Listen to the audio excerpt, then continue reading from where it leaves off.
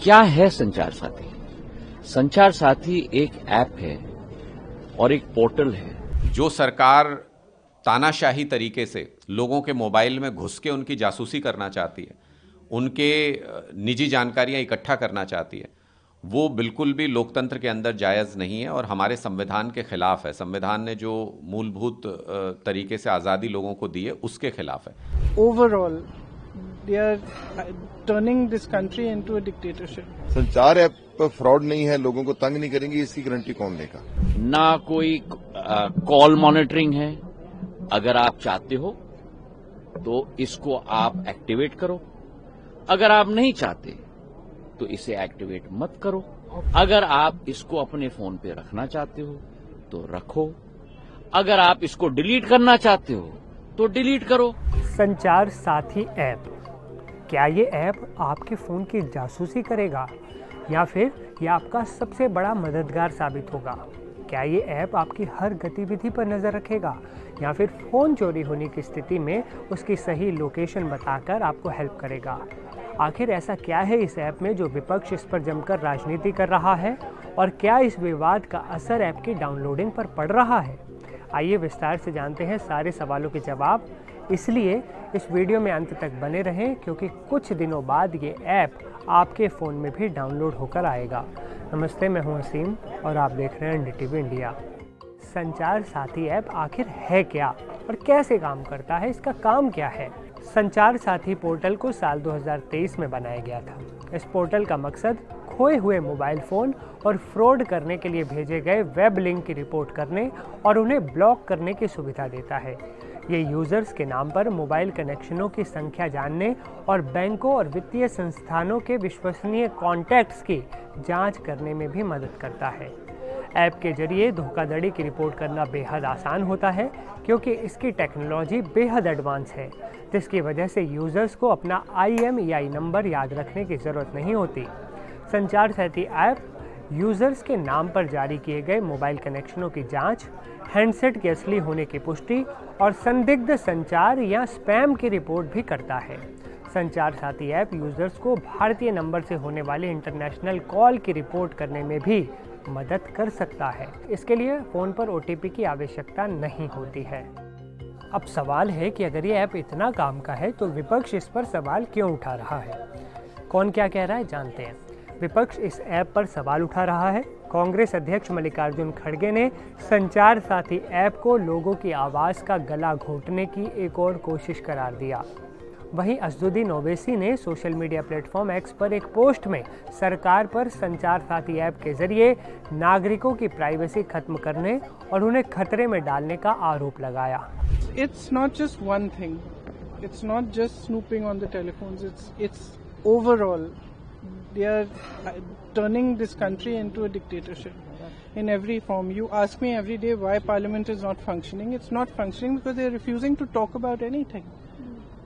So it's very easy to blame the opposition, but the fact is they are not allowing any discussion on anything, and that is not democracy.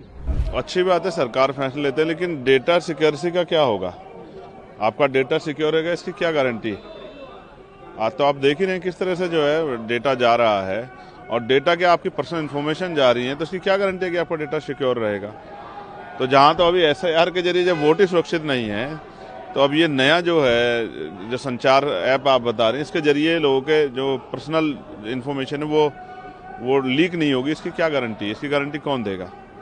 कोई भी चीज़ है उसको बिना जाने बगैर उसके बारे में कुछ कहना आसान नहीं है, लेकिन जो क्वेरी हैं उनको तो जानना ही पड़ेगा। है कि पूरे देश को एक ये कंट्रोल करना चाहते हैं। हर एक व्यक्तिगत जो हर एक आदमी का एक आज़ादी है उसको खत्म करेंगे। संचार ऐप फ्रॉड नहीं है, लोगों को तंग नहीं करेंगी, इसकी गारंटी कौन देगा?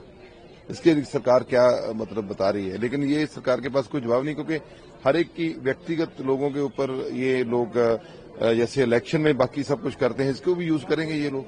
देखिए, ये निर्णय गलत था। वो हमारे जो फंडामेंटल राइट्स हैं उस पर हनन है, कुठाराघात था और हमारी प्राइवेसी पर इंटरफेरेंस था, जिसका पूरे देश में पुरजोर विरोध हुआ। हमने भी विरोध किया था, तमाम लोगों ने विरोध किया।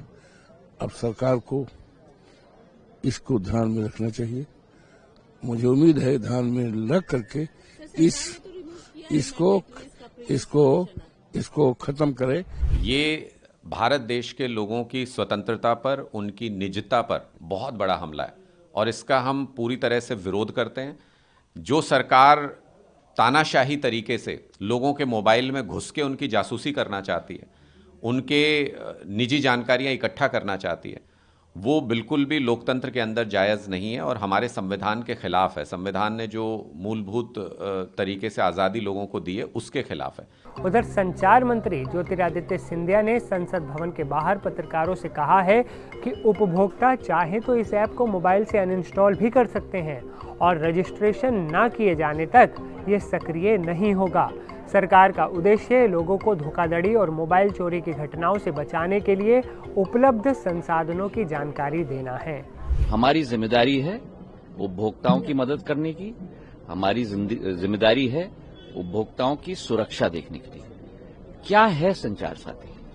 संचार साथी एक ऐप है और एक पोर्टल है जिसके आधार पर हर एक उपभोक्ता अपनी सुरक्षा अपने हाथों से कर पाता है। ये जन भागीदारी का एक कदम है।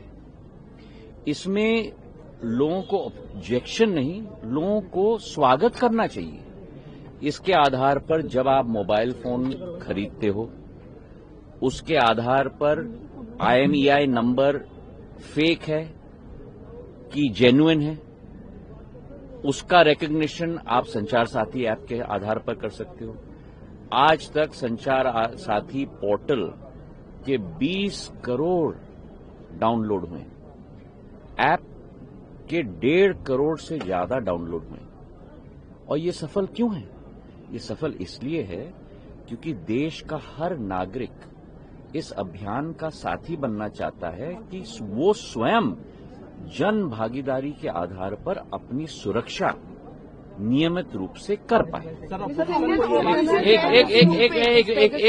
एक मिनट। आज तक करीब 1.25 crore mobile connections, fraudulent mobile connections इस जन भागीदारी के आधार पे ही डिस्कनेक्ट हुए। करीब 20 लाख फोन जो चोरी हुए थे उनको ट्रेस किया गया है। 7.5 लाख फोन जो चोरी हुए थे उनको वापस उपभोक्ता के हाथ पे पहुंच चुका है। करीब 21 लाख फोन उपभोक्ताओं के रिकॉग्निशन और रिपोर्टिंग के आधार पे ही डिस्कनेक्ट हुए हैं। तो एक तरफ जहां दूर संचार के आधार पर देश का एक नागरिक कनेक्ट हो रहा है, वहीं दूर संचार के आधार पर कई ऐसी शक्तियां भी हैं जो इस दूर संचार की सुविधा का दुरुपयोग करके लोगों के ऊपर फ्रॉड कर रही हैं, लोगों का पैसा ले जा रही हैं, लोगों के फोन्स चोरी कर रहे हैं। और उसकी सुरक्षा में जनता की भागीदारी हो, इसके आधार पर संचार साथी ऐप का नियम हमने बनाया है। अब एक मिनट, इसके आधार पर ना कोई स्नूपिंग है, ना कोई कॉल मॉनिटरिंग है। अगर आप चाहते हो तो इसको आप एक्टिवेट करो, अगर आप नहीं चाहते तो इसे एक्टिवेट मत करो। सुनिए ना, अगर आप इसको अपने फोन पे रखना चाहते हो तो रखो, अगर आप इसको डिलीट करना चाहते हो तो डिलीट करो। अब सवाल है कि विपक्ष इतने आरोप लगा रहा है तो इस ऐप की डाउनलोडिंग पर क्या असर पड़ा है। तो PTI ने अपनी रिपोर्ट में बताया है कि संचार साथी ऐप को जनता से अचानक बहुत अच्छा रिस्पांस मिलने लगा है। एक दिन में डाउनलोड 60,000 से बढ़कर 6 लाख पर पहुंच गए। ये 10 गुना बढ़ोतरी है। संचार साथी ऐप अभी लाखों लोग यूज कर रहे हैं।